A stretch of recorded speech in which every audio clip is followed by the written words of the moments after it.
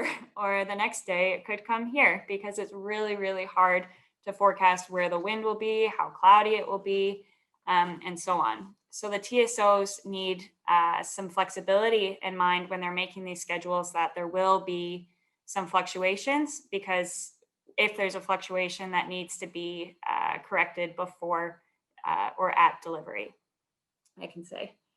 So this is the biggest challenge that TSOs have when they're trying to plan. It's just the uncertainty around these intermittent resources.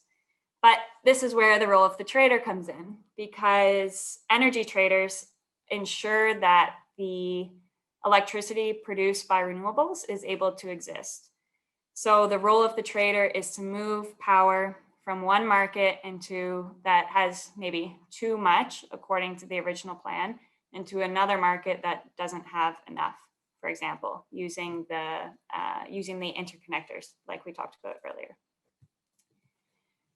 So why do electricity prices move? And I'm sorry in advance for showing you this diagram, but and I know it brings back nightmares to your economics class, but I'm trying to show you it's relevant. What you're learning makes sense. So like we're talking about, forecasting is really hard, and any deviation from this original schedule means that there's going to be a change in the prices, because there's either more supply or less supply, or more demand or less demand. So anytime there's a change in the schedule, the price is also going to move. So if we think about an example, say tomorrow I am planning for there to be 5 meters per second from noon to 12:30, let's say, for 30 minutes. And I expect it to be here at 5 meters per second. I can put it into my wind power curve, and I'll say that gives me 20 megawatt hours of wind produced. Great, that's my forecast. Now I'm at 12 the next day, and I'm looking at my wind park, and it's actually producing more power. And that's because the forecast was at 5 meters per second, but it's actually coming in stronger. It's actually at 7 meters per second. So when I plug that into my power curve, now I have more energy in the system than I was expecting. So if I look at my curve on the right, I can see the shift moves to the right in the plot, and because of that, the prices also go down, because now I have more supply in my system than I was expecting, so the prices are dropping. It can also go, of course, the other way, where the wind comes in less and the prices go up. Or, for example, demand comes in stronger, so now you have more demand than you do supply, or more consumption than you do production, in which case the prices would also move up. But for simplification, we'll just assume that there's more power in the system than what was expected. So what happens now? Now, if you're the TSO, you're like, oh crap, I have too much wind in my system. What am I going to do? And there's a few things that can happen, because the market needs to find a way to rebalance the system. So the first option here, maybe you can turn off the power. Maybe that's an option. So your power is coming up here. It's supposed to be here, but it's coming in stronger. So I'll turn it off and bring my system back to balance. Or you can say my power is up here. Maybe I can increase my demand and bring it here. Now my system's in balance. Or third option, you can say my power is here. I don't want the power, get rid of it, and now my system's in balance, for example. So with option number 1, turn off a source of power. Maybe many of you are thinking, well, it's obvious. You just take the wind energy that's overproducing, it's causing the problem. Just turn it off. We don't want that. But we do want wind in the system because it's cheap. There's a lot of incentives to keep it. It's clean. We like wind power, and it's the cheapest form of electricity in our system, or wind power I'm using as an example, but it can be any renewable. So we want to keep renewables in our system. But actually, what happens is, now that the price, since we have more power in our system and our prices have come down, there's an incentive for these conventional power plants that were running during the original plan to actually come out of the system, because then they can make a profit and turn off their energy at a lower price.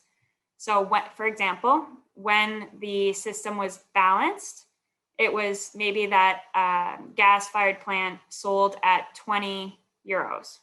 Now, since there's more wind in the system than normal or than was planned, the prices have come down, and that power plant can actually buy back their power at a price that's cheaper than them to produce, than to actually sell the power. So they earn quite a bit of money doing that, moving the system, moving their production around to then rebalance the system. So now I've taken, for example, 400 megawatts out of the system. I'm a big gas plant, and my system is balanced again. TSO is very happy. The other option is to consume the power. So if my power is up here, then I can increase my demand. This is doesn't happen that often.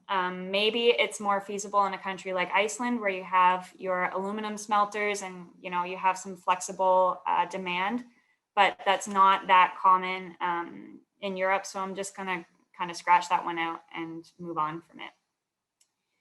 Now, if you want to get rid of the power, so if your wind is coming in stronger and you just want to kick it out of the system, this is where the trader comes in, because if traders can move it across borders to another area that needs it more, or that's happy to buy it because it's cheap power and they would really like it in their system, then the trader can help them move it from one country to another. This is where we get again into the interconnected markets. And this is why the interconnectors in Europe are so important to the flexibility of the system, and why the flexibility exists in the system, because they're able to host so many more renewables because of these cables. So I talked about moving power from one country or one market to another. And I can only do this if the cables have room to do it, because as we know, the cables have some form of limitation on it. There's some sort of capacity on that cable.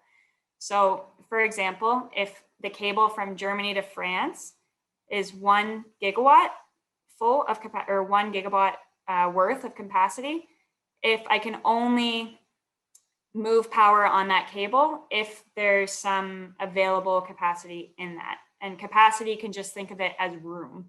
So when the capacity of the cable is 1 gigawatt, so 1 gigawatt has already been flown on it, then I cannot flow anything anymore. But if 800 megawatts out of 1 gigawatt have been flown on that cable, then I still have 200 megawatts left to flow from one cable to the other. So I'm able to move power from one region or one market to another as long as there's capacity on the cable. And we call this, it's a fancy word, we call it a coupled market. And when the markets are coupled, it means that the two markets on each side of the cable, they each have the same price. So you can equally move power, no harm, no foul. It's the same price. You don't have to pay anything for it. That's called a coupled market. However, if the cable was completely full and you're unable to flow anything on that cable, then it's called a decoupled market, another fancy word. It just means that there's one price area with a higher price and one price area with a lower price on each end of that cable. And in this case, going back to our example of there being more wind in the system, I'm unable to flow any more power on that cable.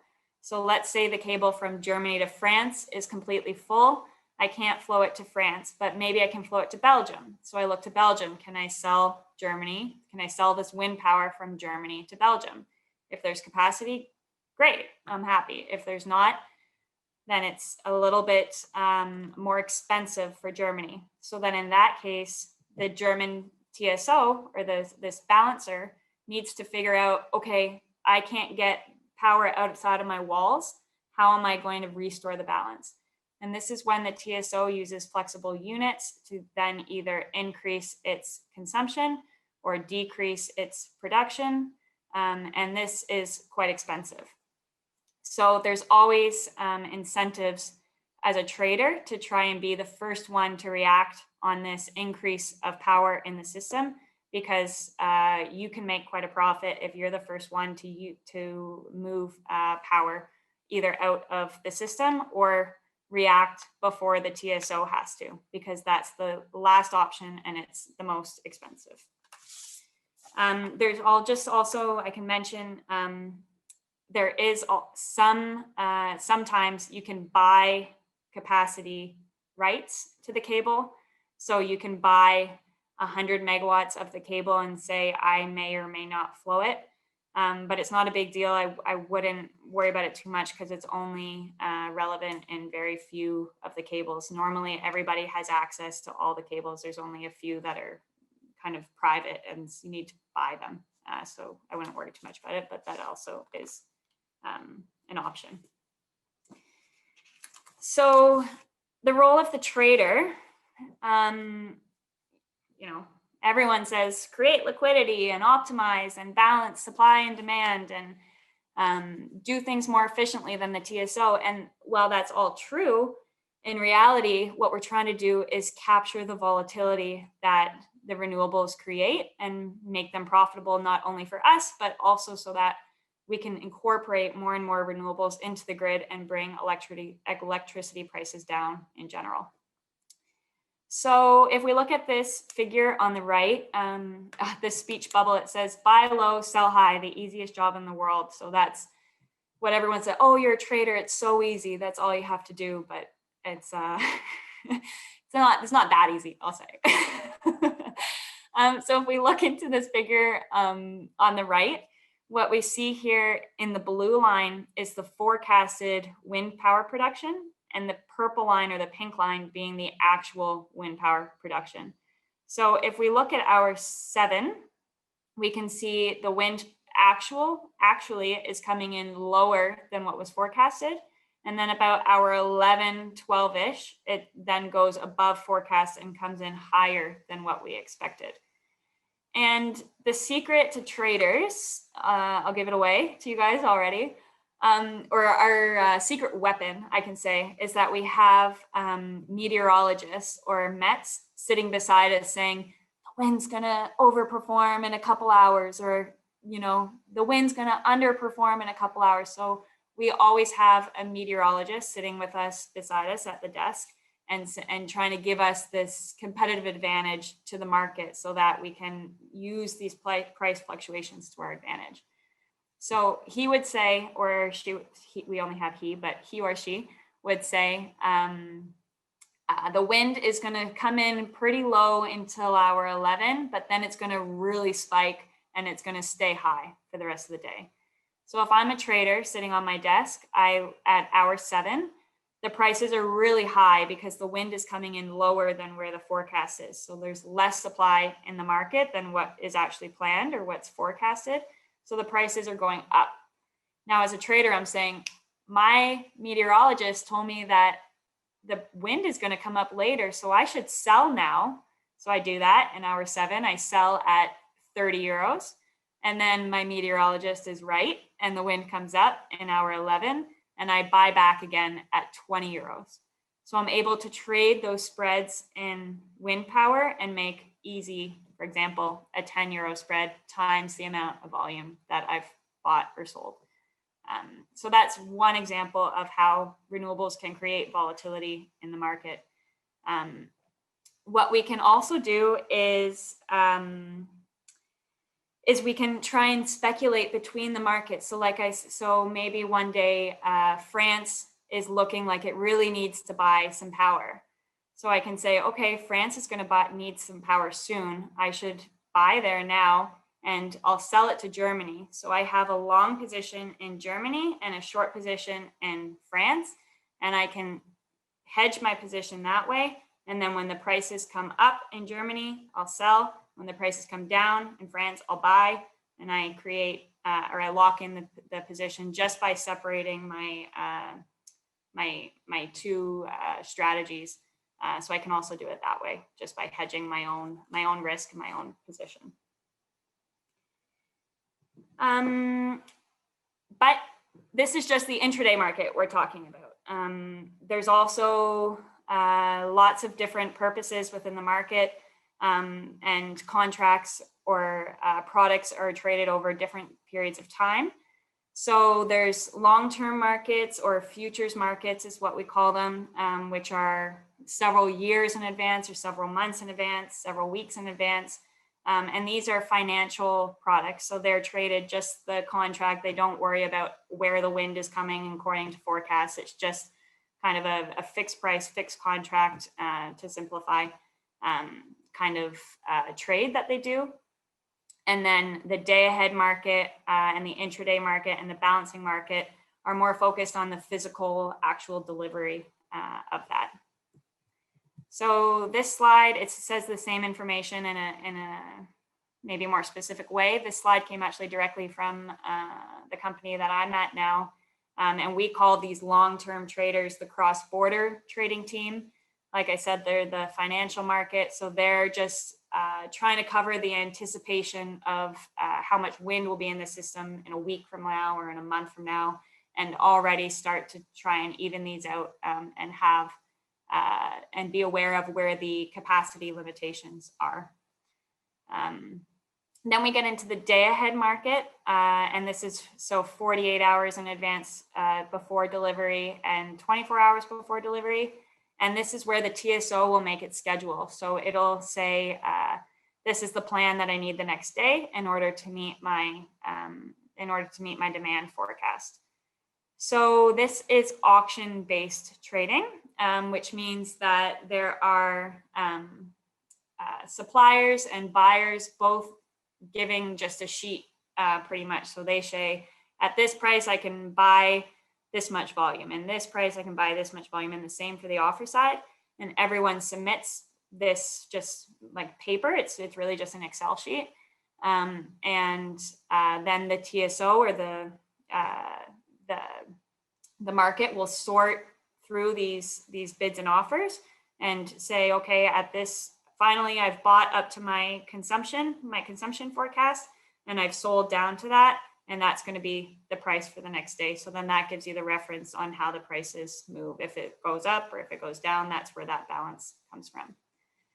Then we get into the intraday market, which is what we've been talking about. And it's a continuous market. So there's no auctions. There's no, there's sometimes phone calling, but it's very, very on the keyboard, very fluent.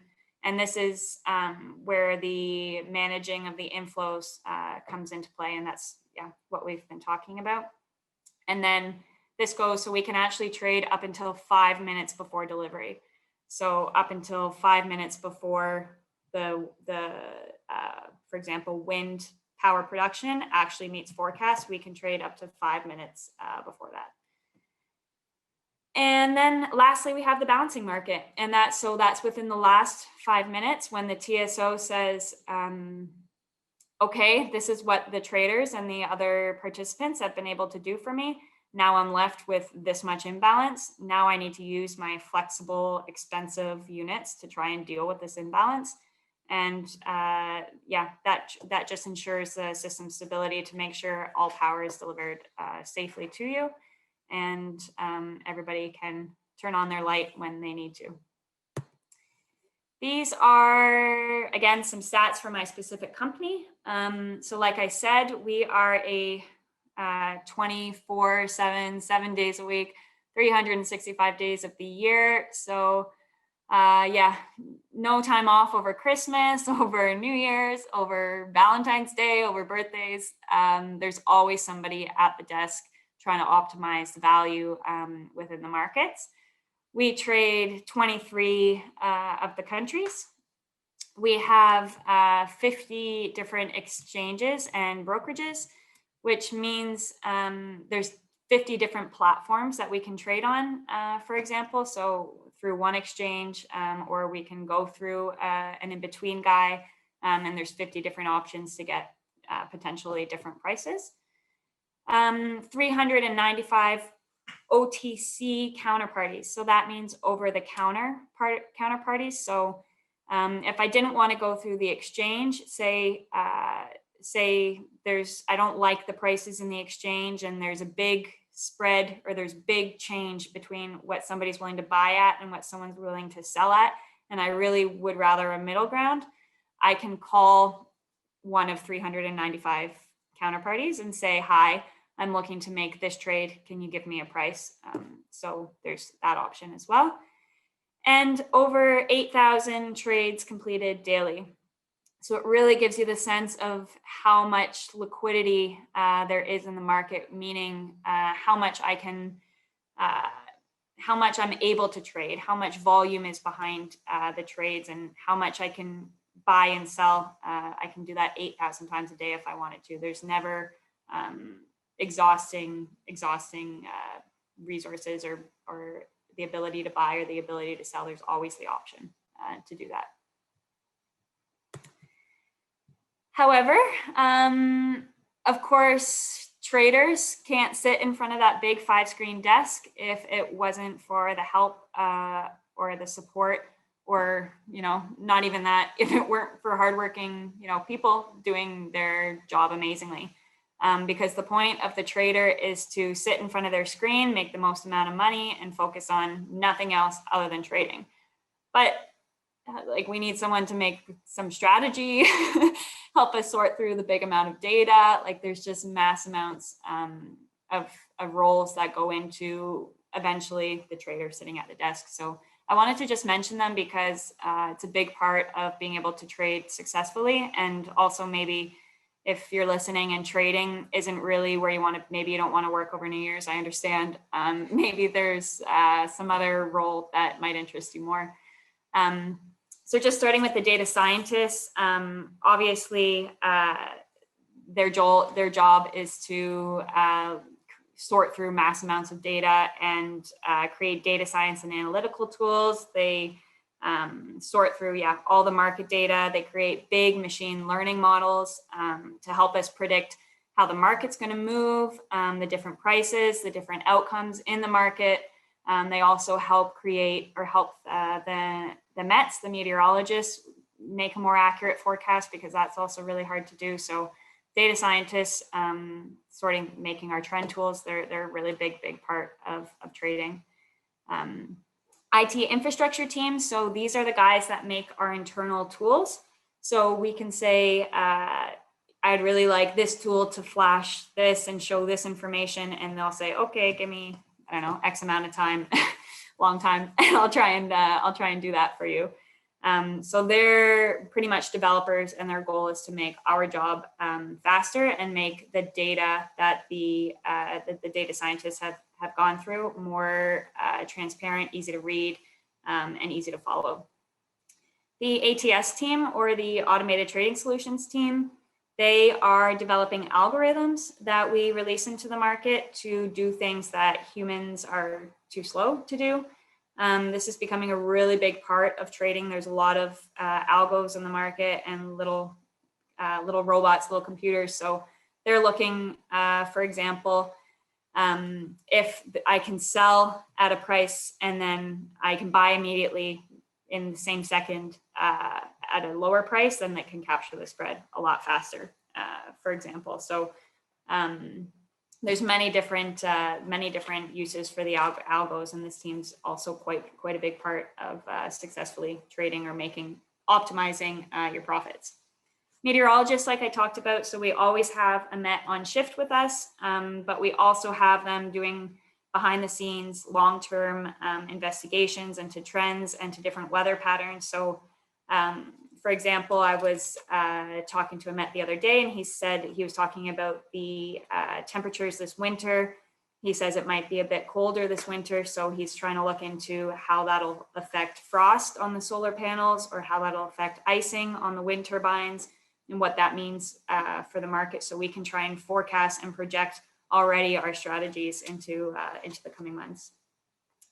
The schedulers, I'm going to emphasize the schedulers here a little bit, because they are really our backbone. We can't do a single thing without the schedulers, and they're known as the trader's third arm, you can say. So they deal with all the operational aspects. So every time after you actually make the trade, then they, deal with everything after that. And it's a big, long process. So they, if there's, for example, if there is a problem with the tool, they'll call the IT infrastructure team and say, Gaynor's complaining about a tool. If one of the algos are down, then they'll call the ATS team and say, the algo's not working. They communicate with TSOs, they communicate with other counterparties, they'll upload bid and offer prices in an auction so that we don't have to take the time to do that. We just, for example, we would set the prices and the volumes we're willing to trade at, and then they would upload that sheet into the platform so the trader doesn't have to take the time to do that.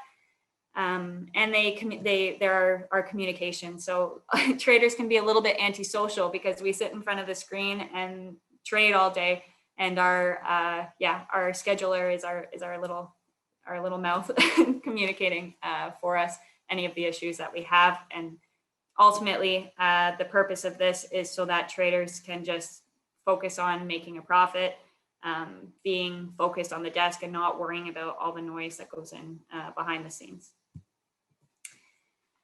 That's pretty much all I have. I just wanted to, though, take the opportunity just to emphasize on renewables, because at the beginning of the presentation, I said that I was a little bit discouraged by the geothermal in Iceland because it was so locational specific, and I thought that was like a make or break at the time, but it's not at all. And I just want to really emphasize that renewables aren't problematic. They're not too intermittent. They're not too expensive. They're actually very cheap. They're not too hard to handle. It doesn't take too much to figure out this balancing. They're actually a really, really good thing, both for the electricity market to bring our prices down as consumers, but also obviously they're green, and there's a lot of profit that can be made in the volatility. So the big thing that I can share with you guys, if you hear someone saying that they're too difficult, or, I mean, I'm sure I'm talking to the wrong crowd, you guys wouldn't say that, but they're not hard to handle, and they're developing, they're growing in terms of its efficiency, and it's a really, really good thing. So there's definitely a solution to handle this intermittency, and it's definitely not a problem. In fact, as traders, we can make a big profit from them. There's a lot of market participants that make a good profit from them. Actually, the best days where we make the most amount of money is when we say there's really high wind days. So when there's a lot more wind than there is consumption. So on holidays, you can say, when there's not a lot of factories or industrial things going, there's not a lot of consumption and wind is taking over. It's the best time to trade. It's where we can make the most amount of money. So definitely don't be discouraged about renewables at all, because they're really, really cool and good thing, I'll say. And that's all I have for you guys. If you guys have any questions, I can try and answer them for you. I know we've covered a lot, but hopefully that made some sense to you. And if it doesn't, you can either reach out to me directly or feel free to ask here as well. Okay, thank you, Gaynor. Let's give Gaines a round of applause. So there's a little clap feature you can do over there, or just use your hands. Yeah. Okay. So there you go. You got pretty much everybody, Gaines. So just as in a classroom, it's going to be good to set up a question queue, I think, because there's quite a few of us here. So I think let's try and get this where you just state who you are, where you're calling in from, and what you do. And I actually have a question, perhaps a typical question. Kicking it off. So maybe I can start, and then for everybody else, I'll just do type in question in the chat to form this queue. But so my name is Laurie. I'm the project manager at the Iceland School of Energy. I'm calling in from Iceland. And Gaynor, my question for you is, so I mean, you're now a few years down in your career journey, but so with that knowledge, what advice would you give to like fresh grads who are kind of looking for a job? Oh, that's a really good question. To fresh graduates, I would say LinkedIn is your best friend. Like I said, I came with no experience here. I had no idea what I was getting myself into, to be completely honest. And I was sitting around all these really experienced guys who came from finance degrees and economics degrees that seemed way more better suited for all this. Like, I had to go through that diagram of supply and demand so many times, I can't even tell you. So to them, to the fresh graduate, I would say LinkedIn is your best friend. What I did was send a job application through whatever medium you are applying through, and then there's always a listed manager, and find them on LinkedIn and send them a personal message and say, I'm super interested. I don't remember what I said, but I'm super interested, would love to talk to you more about the role, something like that. And then my hiring manager here, I actually now know him quite well. He said that that's what separated you from the rest of the bunch, because it made me look at your profile and made me, you kind of annoyed me. So I remembered, who you were and your name a little bit.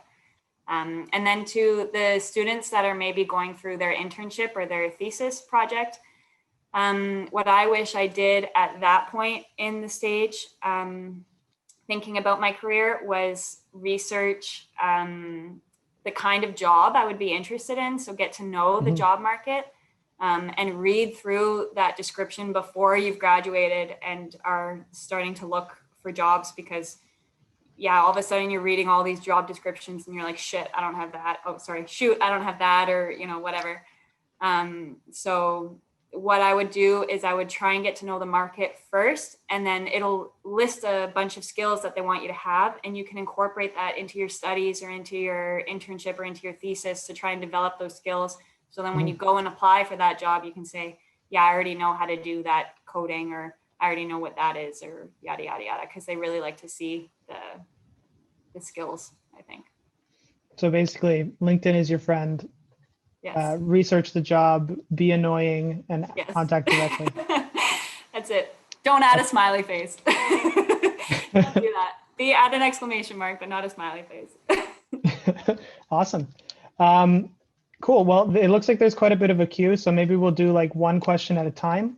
But the first one after me is Fritz Steinkub. Fritz, what is up? Yes, Gaynor, how are you? I'm good. Thanks for joining. From Germany. Yeah, I couldn't pass up the chance to see you guys talk about actual day trading, which is fantastic. So I have so many questions. They might be oddly specific, but since Laurie said only one at a time, I am going to stick to one at a time.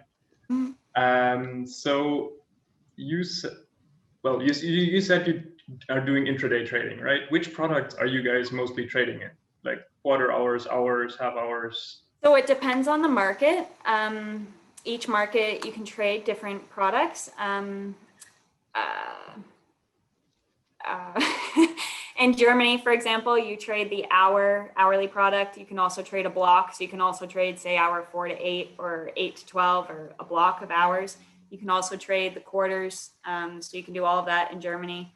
In France and in UK, you can only trade half hours and blocks as well. Belgium, you can only trade the hourly product. Netherlands, only the hourly product. All in the Nordics, also there as well. So it's interesting the kind of things that you can do. So you can, for example, sell an hourly product and then buy it back in the quarters if it's cheaper, or if you want to, specify your position. There's a lot of creativity that you can do with that. That was an easy one. Thank you. Well, starting off easy. Cool. Next in the queue is Matt. Hey, I'm Matt. I'm doing my first year of sustainable energy science here in Reykjavik, and my background is also in geology. So I wanted to ask about, I was interested in what you were saying about sort of changing the demand.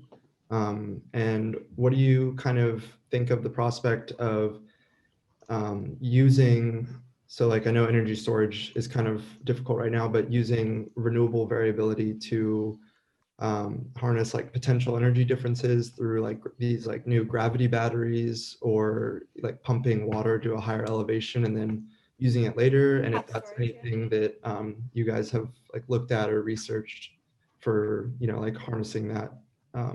It is obviously super interesting, and it is what would give the grid even more flexibility to deal with the intermittent power resources. Right now, because they're not that competitive, I would say, with their prices, they're not a big thing. And usually, from at least my experience, the pump storage you're talking about is more in terms of reservoir management, because you can sell the water or the electricity. You can kind of choose when to sell that power. So do you want to save it for a day when you expect there to be higher consumption, for example, on a colder day when you expect everyone to have their heaters on or so. So that, I think, is more in terms of their own portfolio management, but obviously definitely provides the grid a lot of flexibility moving forward, for sure. Awesome. Okay, so we have another one from Ausbjörn. I think, Ausbjörn, you just need to turn on your mic. Classic mute problem. Yep. Thank you. Thank you for this. It was really great. I am from Iceland, and my name is Ásbjörn. And as you maybe can see, I am in the RU now. My question is, how long time does it take to regulate like the coal plants, power plants, if there comes some sudden, I mean, to increase or decrease the production? It really depends on the specific plant. Some of them are really flexible and can kind of ramp up and ramp down within an hour. Some of them take 3 hours to warm up. So sometimes, yeah, that's one of the limitations, of course, of these conventional power plants, is that they do take longer. They're not as flexible as some of the other units. But there's different things that the TSO will do to make sure they're available. For example, if it's because normally the bigger units take longer amount of time to warm up. So if it looks like they're going to be in deficit or their forecast is too high, their original plan is too high, then they'll keep a plant on hold. So they'll have it warming, and then the ramp up time is less, or the ramp down time is less. Because the big limiting factor in these conventional power plants is when they were last running. So how warm they are. So if it's cold, if it's been off for more than 48 hours, then it'll take a lot longer than if it's warm or hot within the last 15 hours or so. So the TSO can take different balancing strategies, which they post to the market. It's all transparent information of what they're warming and what they're not worried about. So that's also kind of a signal to what they think is the direction of the market as well. Thank you. Awesome. We have a question from Veronica Martin. She messaged me privately, but V, feel free to just turn on your mic and camera and ask Gaynor.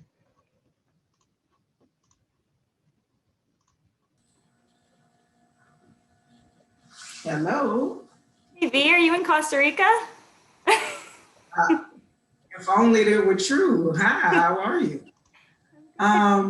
Just a quick question. Just wondering if you had a chance to go back and do things differently at ISE, would you? And if so, what would that be?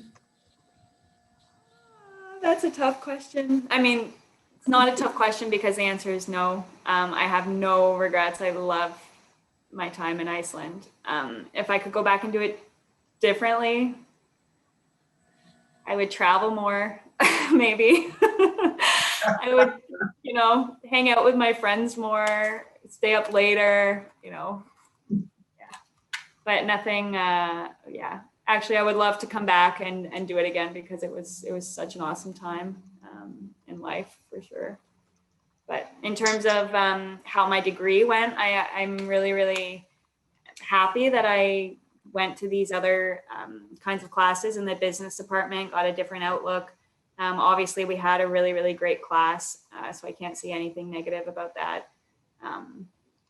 Yeah, I had a really, really positive experience. I wouldn't do anything differently.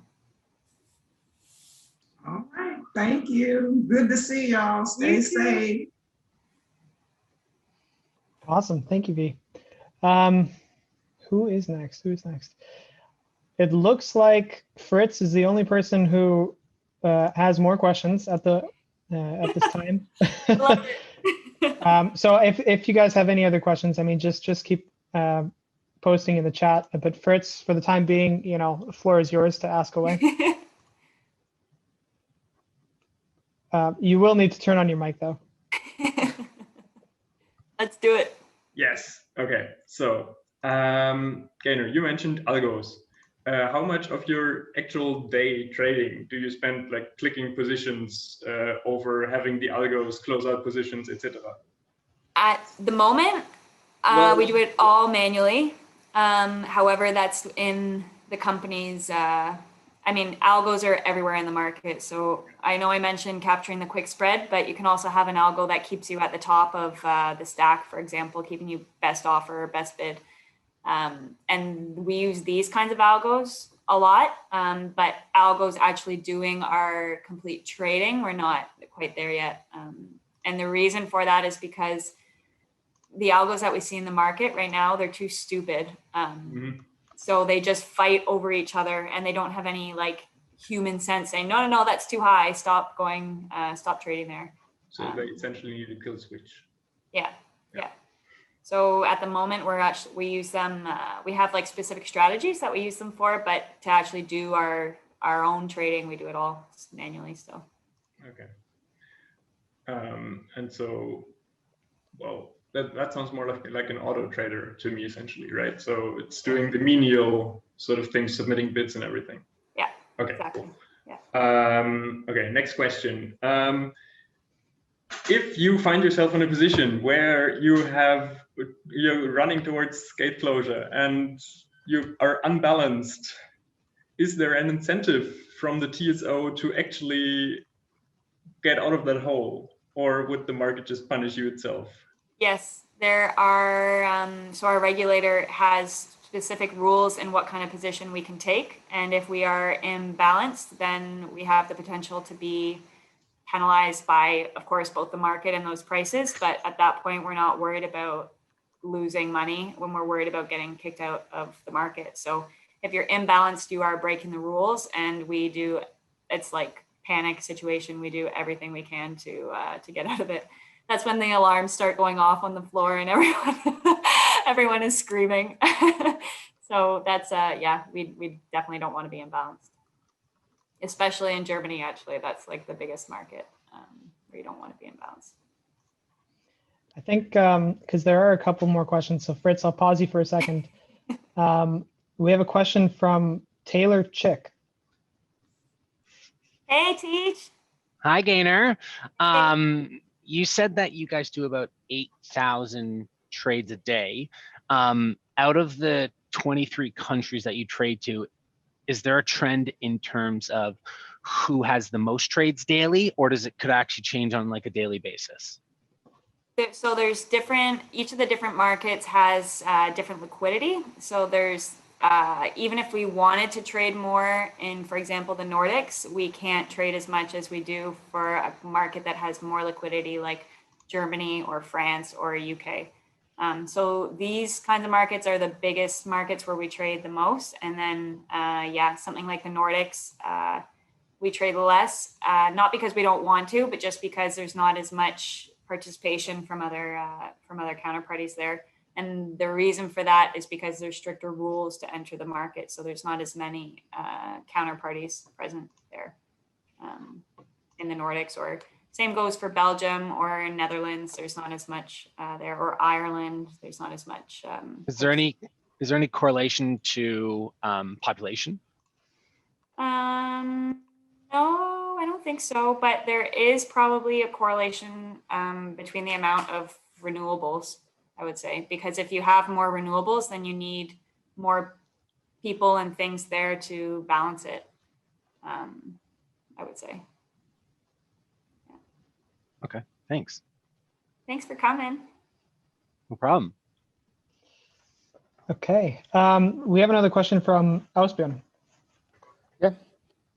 Can I, as a ordinary customer, buy energy on the market to sell it again? No, you need No. to go through a certified company. So the regulator has to let you in based on different credentials in order to have access to the market itself.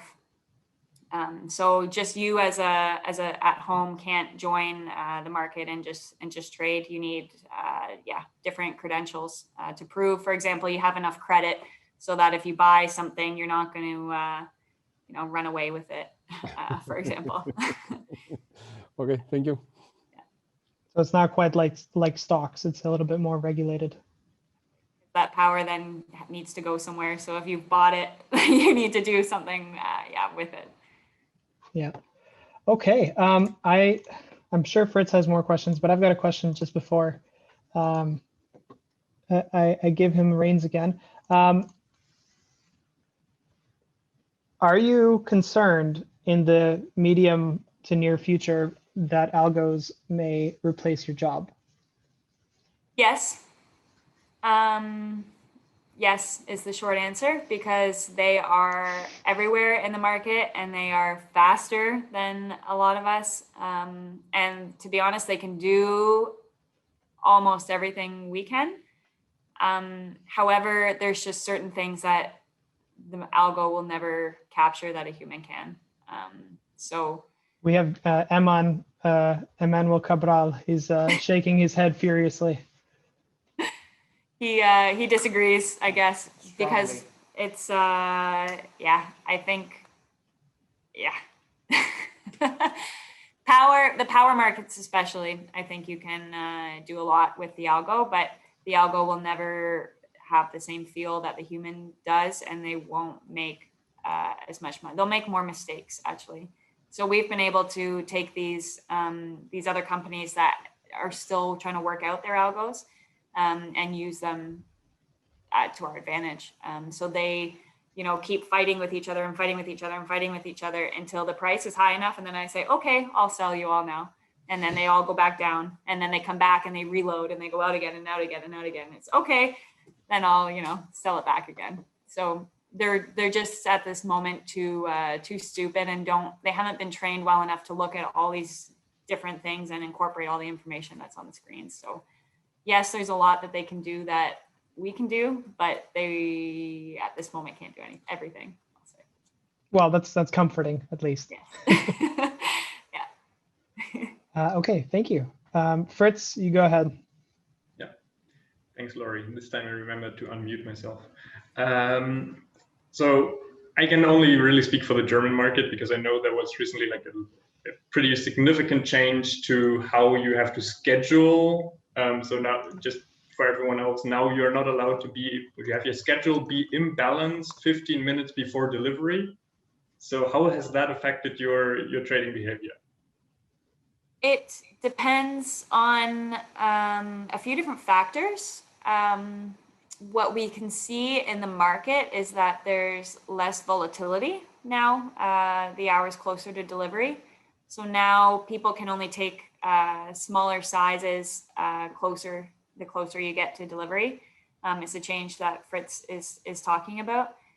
And because of that, people don't take the risk to take bigger size that they're going to have to panic to get rid of. So the amount of the trades that happen closer to delivery has really gone down. And that in the past is where we saw the most amount of volatility happen, when you could take the big size close to delivery, because that's when, like, shit, the wind is really coming up, or shit, the wind is really dropping. So that's when you would see the big changes in the prices, where we could make a lot of more money. And now a lot of that is shifting further in advance, where the spreads aren't as big, but more is being traded. Yeah. Okay. So it hasn't really affected prices all that much, only closer to delivery and sort of or has it had that impact as well? It's had the effect on the volatility of the prices for sure. Okay. Yeah. So yeah, it's sort of working as designed, which is nice then. I guess so. Yeah, at least from my side. Yes. Not necessarily from yours. Okay. Yeah. Fritz, I don't think you've shared with the audience what you do. Maybe you can. Yeah, so I more or less work on the IT support side of things, occasionally also on the trading floor, mostly for consultancy business, but we also work for a company that does intraday trading. So occasionally I'm the guy that has to fix the Excel spreadsheets because it's not doing the thing that's supposed to do. We need you. Okay. So next question, how are you actually incentivized, like as traders, outside of what your regular position is, right? How are you actually incentivized by TSOs to trade? If it, like, even if there's no money to be made for you in that period? Well, you always want to be on the right side of the market. So you never want to be stuck in a market with the wrong position. And there's oftentimes spreads that you can make between markets where if there's a deficit in France, then the price is higher. So I want to sell from France to Germany. So I then move more power into France and then bring the prices, as a result, you bring the prices more back to normal. So you're incentivized to move power where it needs to go because there's different prices involved and you can make spreads on both sides. And if you don't, if you say, no, that's too high, I'm gonna leave it, France will figure it out for themselves, then, and you're caught on the wrong side, then it's really, really painful. You lose a lot from that often. If everyone decides to do that in the market and the prices go quite extreme, then you don't want to be on the wrong side. Yeah, so the risk of that is enough incentive, I think, to move power where it needs to go. Okay. And Fritz, before I let you go for one more, just want to open it up. So if anybody else has any questions, just feel free to use the chat. There's quite a few of you guys here who we haven't heard from yet. So don't be shy. No question is unreasonable because I asked a lot of really, really what I thought was unreasonable questions when I started. Yeah. But yeah, you go ahead, Fritz. Yeah. I mean, right now I only really have one question left, which is more or less Gaynor's recommendation for Laurie. So what should ISE do? Set focuses, like work on cooperation, etc., to get more people from ISE to have opportunities in energy trading. To get, you mean people from ISE to come trade? Well, essentially, how do you think could the program be improved to give people these skill sets to do what you do? I would say that's a good question. Because there's not really a textbook to to teach this. So it's more of understanding, I think, how the transmission lines work, how or why renewables need to be sold and moved across markets. I can say maybe if there's anyone interested in a potential job, there's graduate programs and training programs and a couple of us that work here, so we can be really good connections.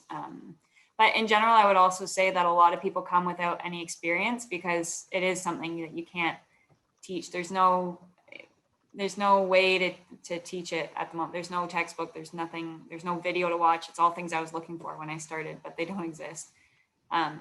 So I think there can be, opportunity if anyone's interested to in the field to start in not just this company that I work for, but also in different trading companies. There are a lot of the European companies offer graduate programs. So maybe if you can do like some affiliate work with them or with different schools. Actually, the university here has a commodity economics course, which maybe could be something you can gear that maybe towards power or just commodities in general, because they all kind of behave the same way. And then you have some understanding of how that moves, but it's a difficult one to teach, I would say. So, Gaynor, Hey, hi, it's Juliet. Hi. Hey, I'm sorry, I was giving a lecture before, so I only just joined. So just following up on Fritz's question, what would you say? So what topics would be helpful, just out of the sort of standard range of topics that people can take, or subjects that people can take? What would be helpful? I mean, aside from your basic supply and demand economics classes, I think you can talk about, I mean, there's a lot of different factors that you can talk about in terms of actual trading. It's a lot of just supply and demand and moving along the curve, and then understanding how, different markets are regulated. So the different designs in the different markets and the transmission rules around it, not so much the physical actual movement of the power, but just how that restricts some of the market designs, you can say, like the policy around it. But then there's also big, like, I think even just, it's a big topic, just like what we were talking about, sorry, I forgot his name. He was asking about like reservoir management or like power management. If if you have a conventional power plant, how do you decide when to keep the power for later and how to sell it now?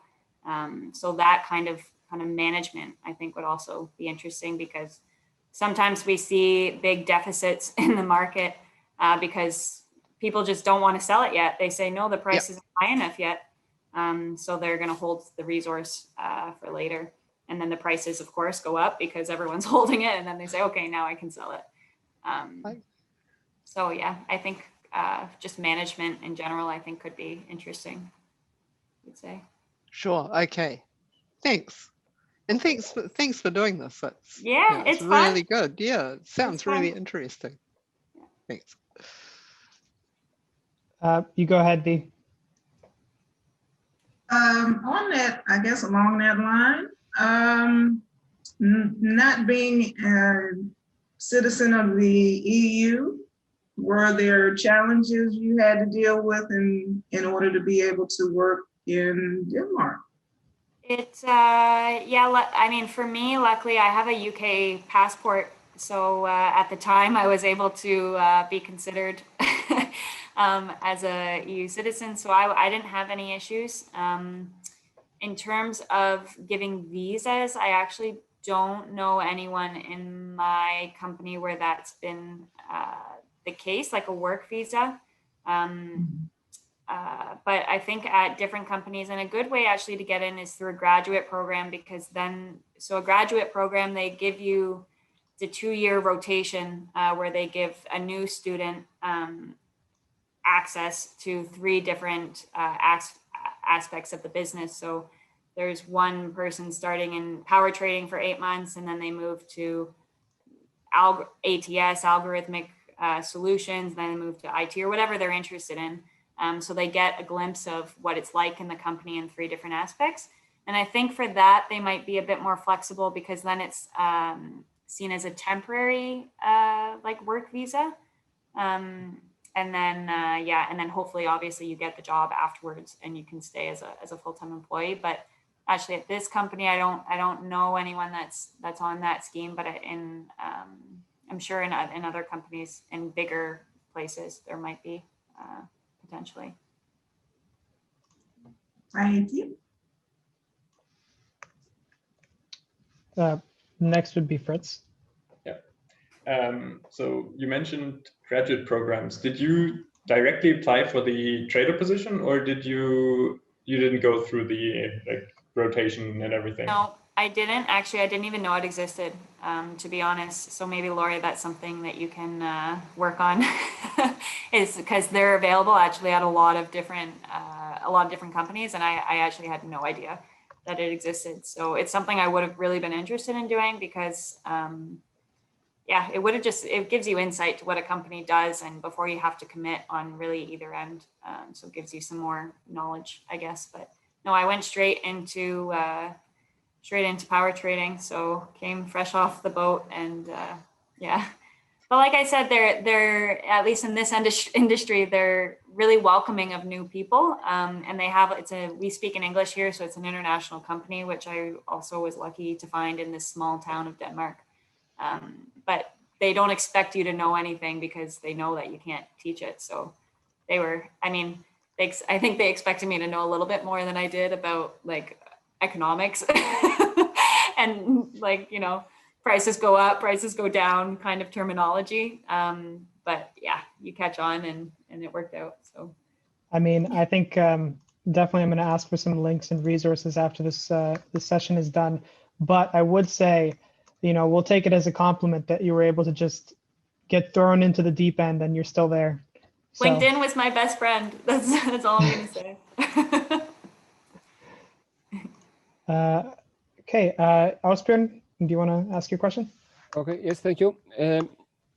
What does the price varies in euros or just for the electricity, not the transmission? What are the price areas? Sorry, was that your question? Yeah. So the prices, if there's a lot of available transmission between all the countries, then the prices will be the same in all countries. So when they're all coupled, they're all the same. And the prices change on a day-to-day, hour-to-hour, minute-to-minute basis. And it's all dependent on how much renewables are in the system because they're the cheapest. So actually this weekend, to give you some context, we had really, really high wind in Germany, and consumption was somewhere around here. So almost all of the load was able to be met with purely wind energy.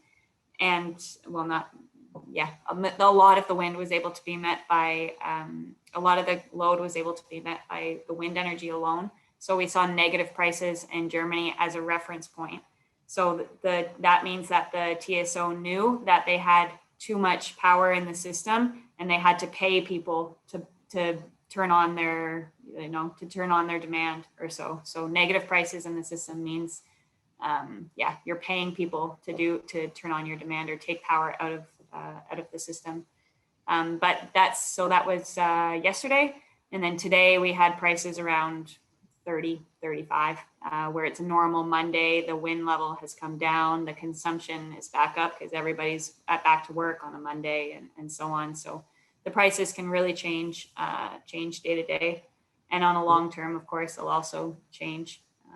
What is the base or your reference price? Is that what you're talking about? Yes. It's called the spot price, or the day ahead price, you can call it. Okay. And that changes. You can divide it into different hours or as a base price, an average price across the day. Just all depends. Average price. What? Yeah, so the spot price. Yeah. What is it?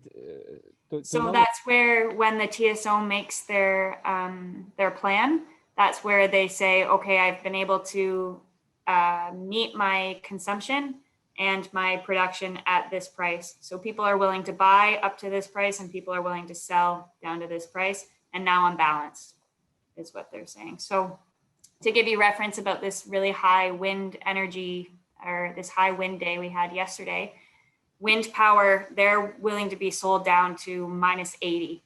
So before -80, they're going to be sold because they're so expensive to take off the grid. But conventional power source, they won't sell down to higher than, or they'll only sell down to say 30, depending on the gas price. So anything above 30, they're happy to sell, but anything below 30, they're not willing to sell. So the price cleared negative because they have wind energy, so much wind energy, and they're just force selling it. So you find the balance when the consumption plants are able to come in, or the big industry is able to say, yes, I need to buy this amount of power, and they meet at a price of whatever, -10, I think it was, or yeah. And the transmission price is just a constant, or Yeah. what? Yeah. Okay. Yeah. Thank you very much. Yeah. So we've got a few more questions. I just kind of wanted to build off of Ausbjørn. So you had mentioned several markets previously. Does the price in like a longer term market, does that then become the reference price of a shorter term market? Is that how that works? No. So if I trade a product for 10 years in advance, that price will be completely different for what I see 10 years from now. Okay. So it's just a financial product. When you're trading the long-term products, it's just on the contract, I give you this price for this much power on paper. But when it actually comes to that 10 years point in time, that contract is kind of passed. And now we're worried about the delivery and how that actually looks with our contract. So yeah, no, they're completely separate. Juliet? Oh. Thanks. Hey, sorry, if I butted in before because I didn't have the chat box open. Yeah, so all this tech. And I'm not sure if this question's been asked. What has COVID made a difference to the prices or the power flows? Or? COVID was insane. Actually, now we're starting to talk about new strategies now that this second or third wave, whatever you want to call it, is coming, because a lot of big industry came offline where there's only fewer people working. So the amount of consumption compared to normal was brought way down. So when the TSO was trying to make their plan, they had no idea where to forecast the consumption. So the power prices really, really dropped. Same with gas. It really, really came down. And these people, Lori, that are trading these long-term products, they got really screwed. Some of them made a lot of money, and some of them got really screwed because they expected the price to stay, whatever their curve was. But when it came way down, they got, so if they sold up here, then it was great when it came really down. But a lot of companies, of course, there's a buyer whenever someone's selling. So a lot of people got really screwed. And we saw a lot of volatility on the intraday market because consumption was so low. So the wind or the solar was really driving the market prices. Right. So now we're starting to talk about what the strategy will be, and because it's another wave, but it feels different. So what's that going to look like? And now we're getting into the winter where it's even more volatile with the wind and so on. So Do you see a long-term effect? Potentially? Maybe potentially, but not really, actually, to be honest with you. I think power prices will recover the same way the stock market has. Yeah. So I think it's just a period of time. Yeah. Thanks. Okay. Fritz, I think you might have the last question. This has been going for about an hour and a half, so. Wow. Okay. Building on Juliet's question, do you think, or have you seen less or more liquidity in the markets post-COVID? And do you think this might also have to do with something like people, especially on the consumer side, moving into safer long-term products like?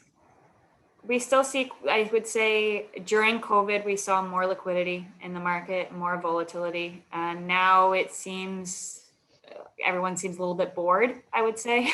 They want to trade a little bit less. It's a slow market. It's a very slow market these days, I would say. And sorry, what was your follow-up question to that? So, well, if you're saying slow, it doesn't necessarily mean there's less people actually trading. It's just much less action. So not necessarily I think so. A trend of people leaving sort of the intraday trading. No, I don't think it's people leaving. Not at all. If anything, I think it's attracted quite a bit of excitement because if people get hooked on the competition and just the opportunity, it's like stars are flashing in front of everyone's eyes.